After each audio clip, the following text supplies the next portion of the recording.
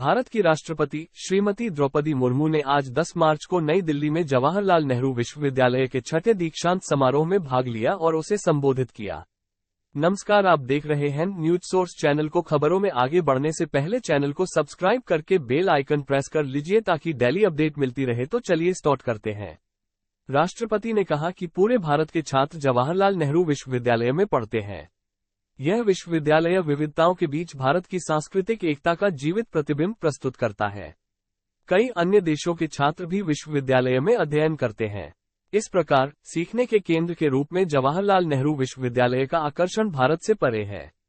राष्ट्रपति ने कहा कि जवाहरलाल नेहरू विश्वविद्यालय अपनी प्रगतिशील प्रथाओं और सामाजिक संवेदनशीलता, समावेशन और महिला सशक्तिकरण के संदर्भ में समृद्ध योगदान के लिए जाना जाता है।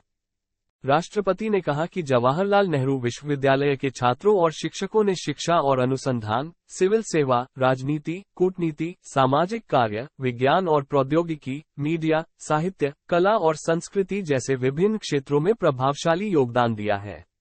उन्हें ये जानकर खुशी हुई कि JNU national institutional ranking framework के तहत देश के विश्वविद्यालयों के बीच वर्ष 2017 से लगातार दूसरे स्थान पर है। राष्ट्रपति ने कहा कि जेएनयू के विजन, मिशन और उद्देश्यों को इसके संस्थापक कानून में व्यक्त किया गया था। इन बुनियादी आदर्शों में राष्ट्रीय एकता, सामाजिक न्याय, धर्मनिरपेक्षता, लोकतांत्रिक जीवन शैली, अंतर्राष्ट्रीय समझ और समाज की समस्याओं के प्रति वैज्ञानिक दृष्टिकोण शामिल हैं। उन्होंने विश्वविद्यालय समुदाय से इन मूलभूत सिद्धांतों के पालन में दृढ़ रहने का आग्रह किया। राष्ट्रपति ने कहा कि चरित्र निर्माण भी शिक्षा के प्रमुख उद्देश्यों में से एक है। क्षण के प्रवाह के साथ चलते हुए चरित्र निर्माण के अमूल्य अवसरों को कभी नहीं गंवाना चाहिए। उन्होंने कहा कि युवा छात्रों में जिज्ञासा, प्रश्न पूछने और तर्क के उपयोग की स्वाभाविक प्रवृत्ति होती है। इस प्रवृत्ति को हमेशा बढ़ावा देना चाहिए। युवा पीढ़ी द्वारा अवैज्ञानिक रूढ़ियों के विरोध को भी प्रोत्साहित किया जाना चाहिए। विचारों की स्वीकृति या अस्वीकृति बहस और संवाद पर आधारित होनी चाहिए। राष्ट्रपति ने कहा कि एक विश्वविद्यालय के छात्रों और शिक्षकों को पूरे विश्व समुदाय के बारे में सोचना होता है।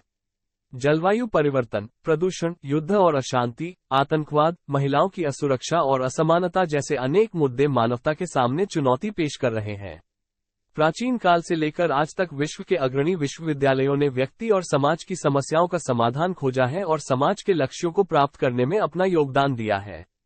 उन्होंने कहा कि इन मुद्दों को लेकर सतर्क और सक्रिय रहना विश्वविद्यालयों की जिम्मेदारी है। राष्ट्रपति ने विश्वास व्यक्त किया कि जेएनयू जैसे विश्वविद्यालय हमारे स्वतंत्रता संग्राम के आदर्शों को बनाए रखने, संविधान के मूल्यों को संरक्षित करने और राष्ट्र निर्माण के लक्ष्यों को प्राप्त करने में प्रभावी योगदान देंगे।